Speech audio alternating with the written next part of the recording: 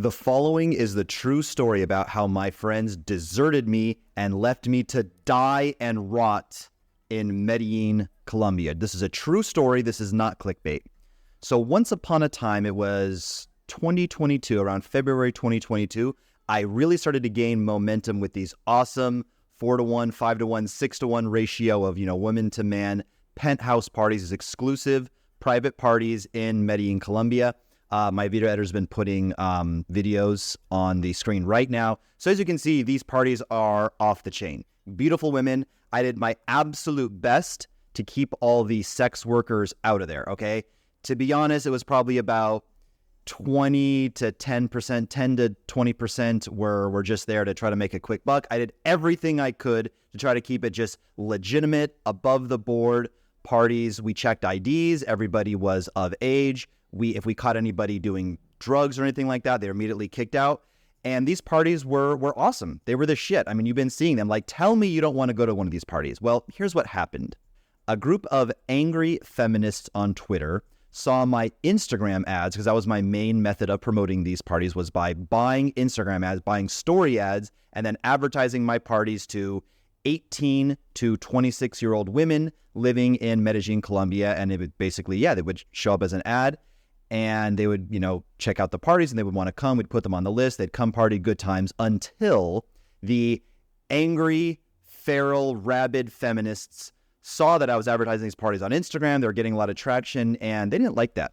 They didn't like that very much. They didn't like seeing a very normal, plain, average-looking white guy that shouldn't be getting all these hot girls living his best life in their country, which is fun. I say their country, I mean, it is their country. But in Americans, we don't have that thing. Like, if a Japanese guy came to America and started throwing exclusive parties, we wouldn't be like, get out of here, this is my country. Like, we as Americans, I mean, there's a small percentage of people who do think like that, but for the most part, we don't think like that as Americans. So it's very strange to me, like, my country. Anyway, so these feminists, they saw the Instagram ads, they didn't like it very much, and Medellin as a city has one of the most xenophobic or racist attitudes towards foreigners of anywhere on the planet. They're an extremely low IQ people. Not all Colombians. People in Bogota are very intellectual. Other cities are very good. I think in the coast they're a bit more open-minded. But certainly in Medellin, Colombia, there's some of the lowest IQ, most degenerate people. And what comes along with being very low IQ is racism. Low IQ and racism are directly correlated. So to see a white guy, there's also coincidentally a gringo had killed a Colombiana. And what happens when that takes place is that there is an anti-gringo wave. There's already been an anti-gringo wave because, let's face it, we come into town.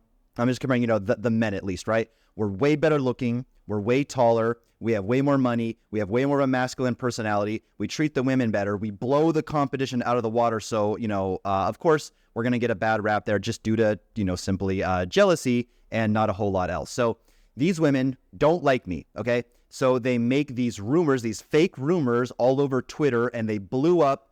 I don't even want to repeat what they are because YouTube algorithm and blah, blah, blah, and whatever, doesn't matter. But they just basically said that bad things were taking place at this party. But more or less, I'll just say it. They just basically said I was a pimp, that these parties were, marketed as like, oh yeah, they're just normal parties. But the goal was for me to sell off or recommend girls to my gringo friends, and I was basically their pimp. And of course, that is not true. I was trying to create an environment where gringos could come in and date the few beautiful women in the city that are actually open to dating a gringo, because most girls just want to use you and finesse you to make a quick buck. And it is very, very hard to find a quality women in Medellin who's open to dating gringos. Are there high quality, beautiful, English-speaking, educated women with good values in Medellin? Sure there are. Of course there are. They just don't date gringos. 99.9% of them. So long story short, I blew up over social media. I was the most famous man in town. If you guys know a reggaeton singer named J Balvin, I was bigger than J Balvin, Maluma, Bad Bunny, whatever. All these people in Medellin for about a week. And then, and to this day, they still do hit pieces on me. They still can't forget about it. They just can't let it go. But they were just writing all these fake news articles and things were coming to the surface. Oh, Casey Redbeard is, doing this and that and the other thing. And it got to such epic proportions that the videos on Twitter and the hit pieces and all the bad press about me gained multiple millions of views. the actual president, sorry, not the president, the mayor of the city of Medellin actually made a tweet about me to the Secretary of Security, Colombia, blah, blah, blah. It was just a farce. He's just like, oh, crap. Everyone's tagging me on Twitter. I got to do something. So he just, out of like political pressure, said, hey, can you investigate this guy? And he like tagged me and whatever. Like I was supposed to be, investigated by. Now I don't want to get too off on a tangent here because I want to stick to the story. It's about fake friends who deserted me, and pitfalls I want you guys to avoid in life, to not make the same mistakes with choosing your friends that I did. But zero charges actually against me. It is just fake news written by angry feminists on the internet. I can go back to Colombia anytime I want. I wasn't run out of Colombia.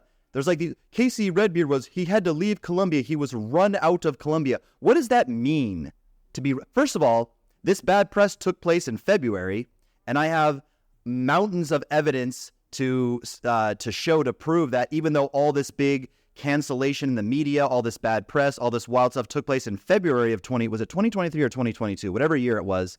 I stayed there for, I think it was 2023. I stayed there for 10 months afterwards. 8 months. It took place in February. I didn't leave until October.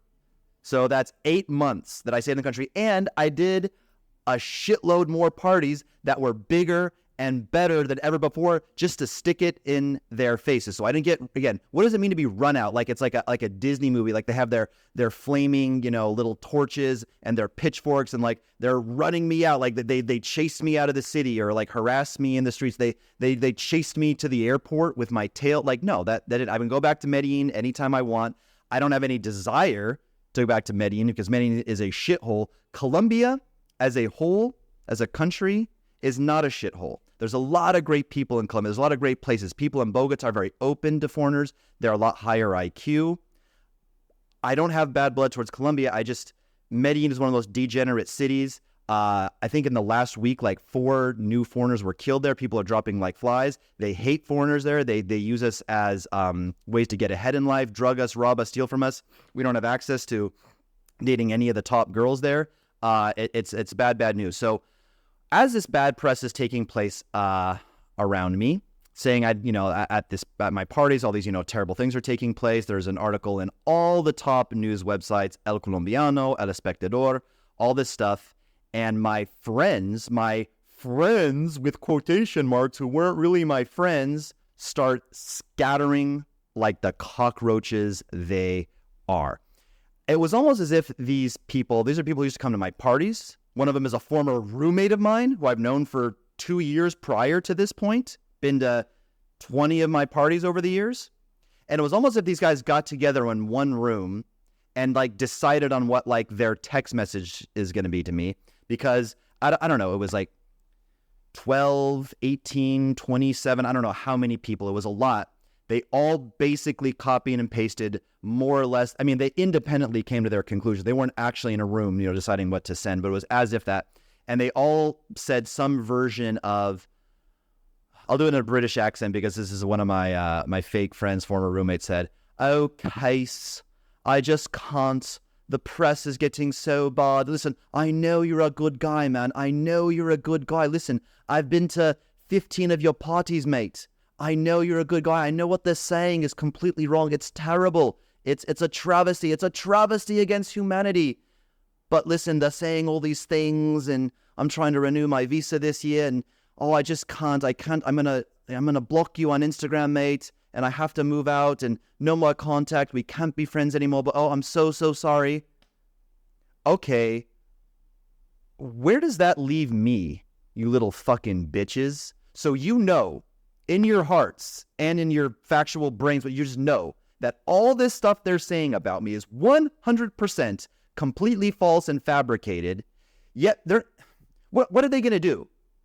I understand if like you would literally put your own life in danger by associating with me or something, but because you follow me on Instagram, like if Jeffrey Epstein had an Instagram and you follow Jeffrey Epstein on Instagram, the FBI is not going to come knocking on your door. Do you know, out of like the, tens of thousands of followers, I had like 12K followers or something at this point. So what are you really even like unfriending me for? And the second thing is, Do you understand that, okay, journalists and politicians, the two most low moral, easy to manipulate fake people on earth, like these are Colombian journalists in general, but especially Colombian feminist journalists. These people have no credibility. Everyone around town, like a fourth or a fifth of the gringos have been to one of my parties in that city, and 80% of the gringos in that city are 1 degree of separation from somebody who's been to those parties, who can vouch for me, and all those allegations are false. And where does that leave me? So all somebody has to do is find one of these fake ass journalists, pay them $100, $200, $300 max. Their integrity, if you're a Colombian journalist, most journalists, your integrity is for sale, and in Colombia, it's for sale cheap. Any one of you guys in my comments right now, I could find your real social media, and I could pay a Colombian journalist, 10 of them, to do hit pieces on you, fake hit pieces on you. Anybody can pay journalists to write fake news in a shit third world country like Colombia. Sorry, not a shit third world country, like a shit third world city like Medellin. Let me correct myself. Nothing against Colombia as a whole. My beef is with Medellin, the city of Medellin, as a whole. So with a shit third world city, dumb, degenerate, drug, prostitution, xenophobic, racist city like Medellin, anybody can write that about gringos. And if our friendship isn't worth you sticking by my side in my most desperate moment of need, when I need witnesses and people to come forward and say, hey, fuck you guys. If all my friends had just, and a couple of my friends did, shout out to like a few, a couple of friends did get on the Twitter threads, or a lot of my friends did stick by us. Not every friend left me. Actually, I want to talk about in a second one friend in particular, but it was also the women that really pissed me off too. Because, if my foreigner or gringo friends, some of them are coming forward and defending me, then, that's cool. But what I really needed was the women in my corner. At one point, I made a story highlight, or a story. I posted like a 24-hour story with like a link to a Google form for like first name, last name, WhatsApp, phone number, etc., for all the women who have been to my party. Said, hey, like Casey needs your help. And I had like 250 women fill out this form that were supposedly ready to vouch for me and make like selfie videos that they could upload and say, hey, I've been to this. They all backed out except for one. All of them except for one backed out of the whole thing. I was supposed to get, out of 250 in the group, maybe, even at like a 30%, what's 30% of 250? Roughly like 80 or something like that, roughly. I was supposed to get about 80 selfie videos that I could just like blast on the internet of women saying, you guys are jealous. You fat feminists are just jealous that you didn't get invited to these parties. We've been to the parties. Everything is false.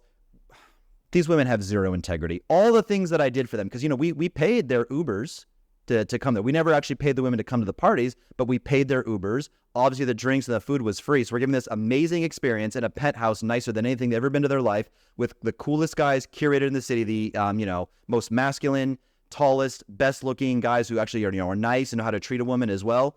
Foreigners in the city, giving them, better opportunities for dating, because the local guys there are garbage. And what do we get in return? Zero integrity, zero backing me up. But, just to wrap up, with the guy friends, they just, I just couldn't believe it. I couldn't believe it that, I had added so much value to the city. I mean, I do like a friend of mine, actually this friend of mine, we're actually not sure how he met his role. I think it was, somewhere through, but I wasn't directly at one of my parties, but I think through me tagging him and uploading stuff, this girl found him on social media. But in either case, there have been a lot of relationships formed at my parties. A lot of guys met their girlfriends at parties. Like I said, this guy I'm about to talk about in detail, met his baby mama through, we're pretty sure it was, I was a connection. And this guy stayed loyal. I'm going to talk about him in a second. But just to wrap up about the fake friends. Yeah, that was the most painful part, is somebody that every single one of you watching this has a percentage of friends that would stick by you through thick and thin, even when the media is attacking you, making horrible false allegations and lies about you, and they will stick with you. And you have another group of friends that wouldn't. Believe me, I 50% of my acquaintances in that city gone. Like I said, scattered like cockroaches, and had a good percentage that stuck by me. And I want to talk about this guy. He didn't want me to say like his full or real name, so let's just call him Papacito C. His first real name starts with the letter C. So Papacito C, I call him Papacito because he's going to be a dad. He has a baby on. We call him Papacito now because he's, papi means, dad. or, father or whatever. He's literally going to be a father. So we kind of jokingly call him, hey, papacito, because he's, actually going to be a actual dad. It's not a, gay figure of speech to call him papacito.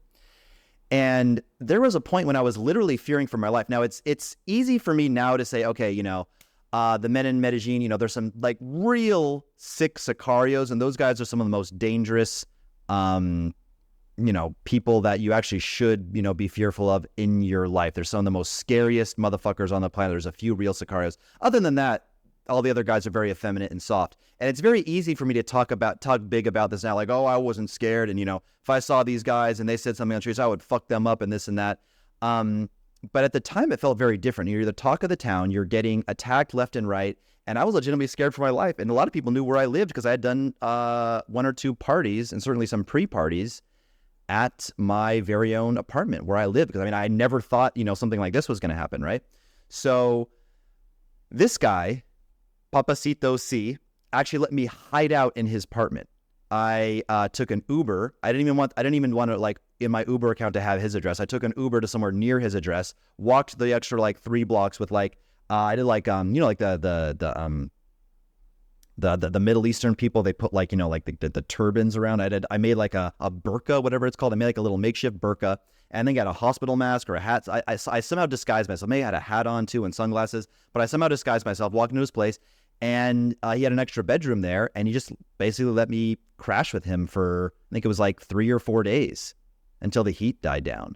So you want to talk about like true friendships. Again, for all we know, they're going to like triangulate my cell phone position. Someone in the government is going to, I don't know if, Colombians have the technology to do that, but for all we know, people are looking for me. And they're just going to come kill me and shoot me because they're saying that I did some pretty bad things in these fake news articles. And some went the extra mile and like really invented some fake nasty stuff that they said that I did. So this guy's actually risking his life to protect me and shelter me and let me stay at his house.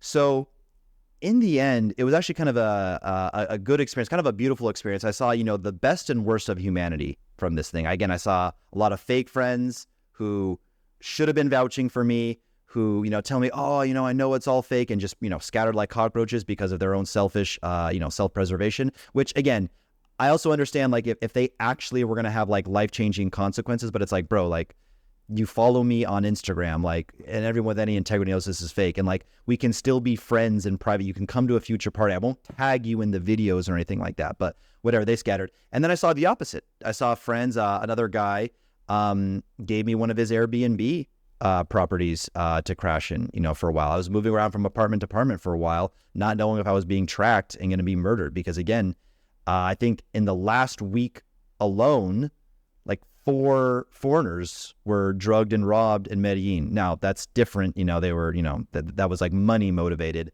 But, luckily for me, the guys are so soft and effeminate in that city that I'm sure, later on, this happened in February, so I'm sure March, April, May, June. Again, I was plastered over the news, plastered over Twitter. People, I'm sure people recognize it. Oh, that's that guy from the news. But, thankfully, like if that was Russia and not Medellin, where like real masculine men live, it would have been on site. I would have been beat up, everywhere I went. But thank God for me that they're so soft. And the point of this video is, number one, just kind of an entertaining story. But the thing is, if I could like go back and tell my younger self or impress upon you guys now is when you have your male friendships, the number one thing is loyalty. Everyone wants to have rich, charismatic friends who have connections or resources and in some way benefit you. Like if all your friends were influencers and they could shout you out and help you grow a YouTube channel like Fresh and Fit did for me or something like that. I also helped them in the beginning too. That's why it's like a reciprocal thing now. I'm not like in any way responsible for their success, but I definitely volunteered my time and helped them a lot in the very beginning. I used to be their first, producer on some first episodes and stuff like that. But again, we'd all like to have rich, famous influencer friends, but loyalty, guys. I have friends from high school that are just complete losers. Friends that I go back to my town and something like, oh God, like, well, I that's exaggerating. I don't say like, oh God, like, so painful to hang out with this guy. Cause like we have good conversations. They're interesting. We get value from each other and stuff like that. But I have friends that are just totally pathetic losers from high school in every way that you can define a loser, but they're grandfathered in. They were friends. They were loyal. They never backstab me ever. These are people that, if I was on the run from the FBI and I, stole a bank, I could bury $10 million in their backyard and they would shelter me just like Papacito C did for me. And so funny saying that. Sorry if that sounds gay. It's a joke because he's literally going to be a dad. So he says, call me Papacito. But I have these loser friends back home. But again, they're grandfathered because loyalty. If you have a friend where you're drifting apart a little bit, maybe you're doing big things in life, you're traveling, you're doing entrepreneurship, you're networking with the top people, you're trying to, I don't know, biohacking, gym, travel, all these things, and they're just not it. You don't need to cut those people off. If they're grandfathered and they're loyal, that's why maybe you don't make new friends with people who aren't on the same level of you ambition-wise. But you want to keep around your true loyal friends because loyalty is the only real prerequisite in brotherhood. Like if we want to have like a brotherhood style friendship, again, like I said, you don't need to be the most charismatic. You don't need to have another YouTube channel where you can, cross promote, be like me and Austin Holloman do to each other. You just have to be a super loyal friend. And I would recommend you guys, don't cut people off out of your life for more or less, any other reason. I see these like motivational videos where like, if your friends aren't, this, and this, cut them off.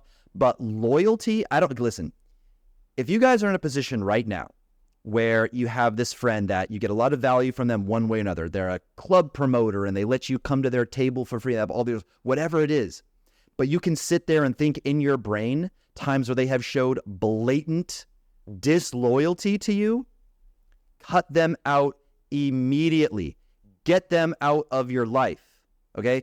Again, I just can't and certainly people who ditch you, during, hard times, look out for this, look out for snakes in the guys, look out for fake friends that scatter like cockroaches the second the heat gets on, or, guys that, flirt with your girlfriend, or I don't know. There's just so many snakes and fake friends. It's been said that, I listened from Alex Hermosi, that a certain percentage, 20%, 30%, I don't know, of what your friends are actually your biggest haters.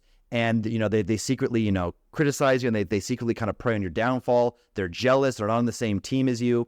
And that is disgusting. You want to avoid these people. And I hope you were entertained by this story. Subscribe for more, friends. And that's it. Peace out.